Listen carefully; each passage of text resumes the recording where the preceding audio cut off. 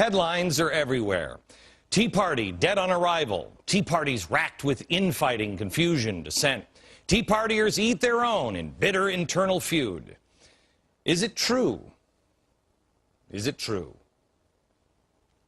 Tonight, I've invited representatives from several groups to sort it out because I believe our republic is at stake.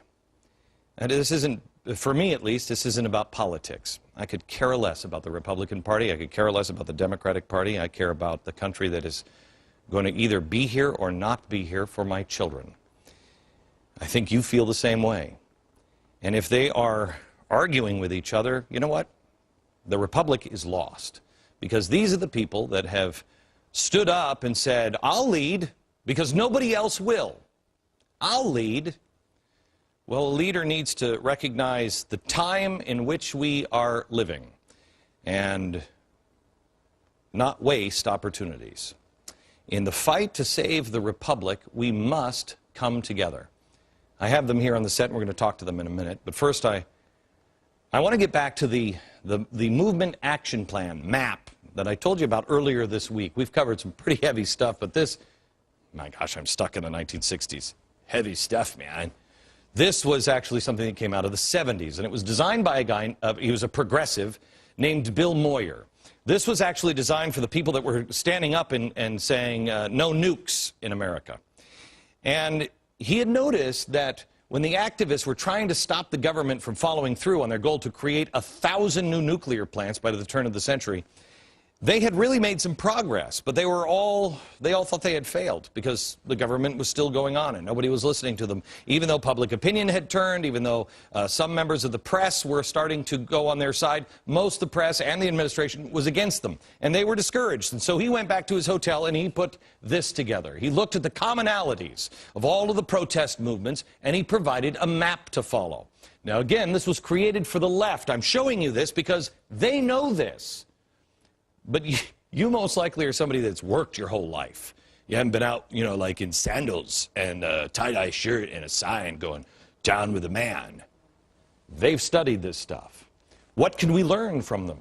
Well, he knew that creating social change required a group effort. And he laid out 8 stages within this plan. Stage number 5 is where I believe we are. Perception of failure.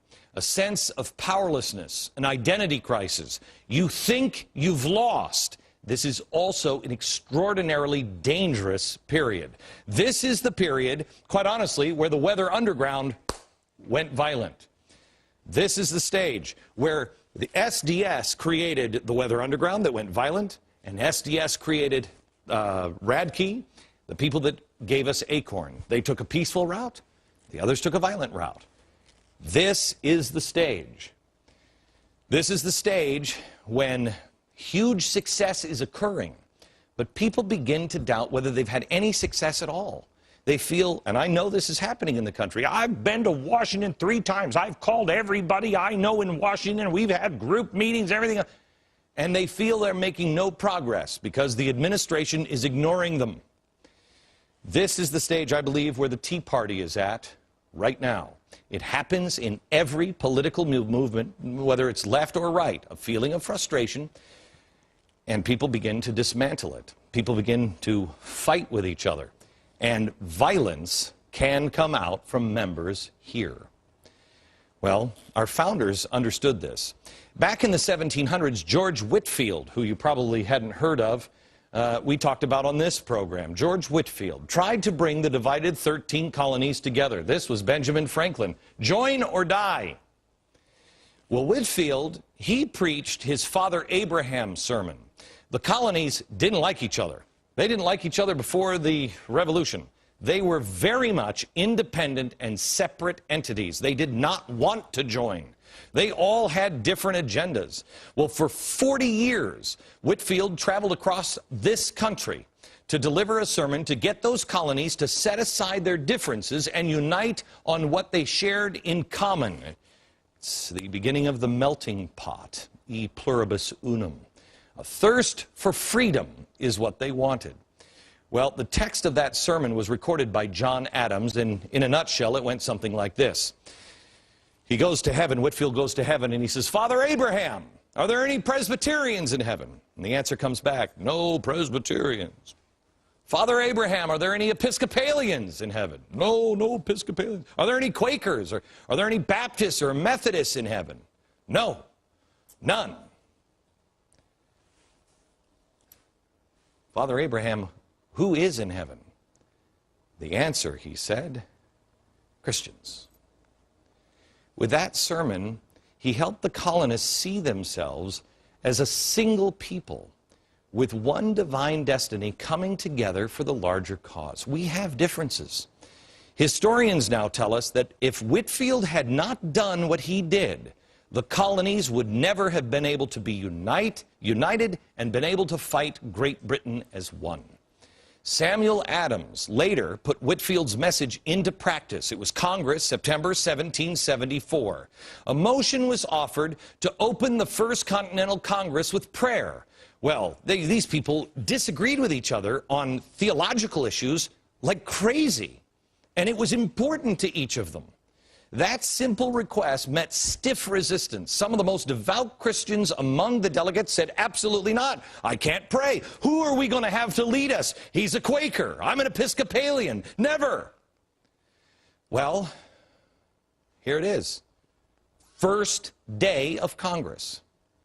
They couldn't join together in the simple act of worship with one another.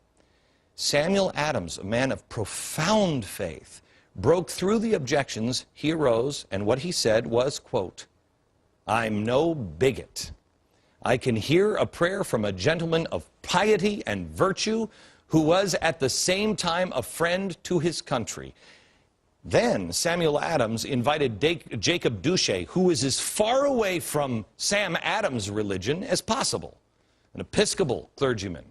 He said, you lead it. You lead the prayer. Well, they not only ended up praying together, but having a Bible study that some say lasted 2 hours, coming together, standing together, putting aside what divides and focusing instead on what unites, with this caveat.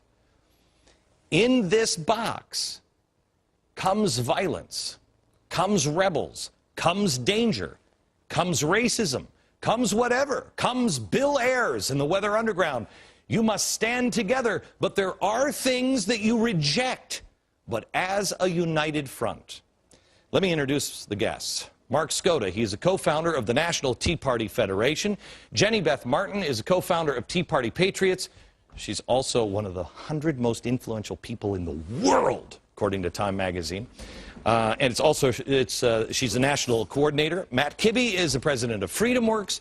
Yvonne Donnelly is the national chair of the 912 Project. We will also talk to a representative from Tea Party Express a little later on in the program. You guys were all invited because you four here and the one on the telephone are the 5 biggest groups in America. And does everybody agree with the concept that we are at a crucial point?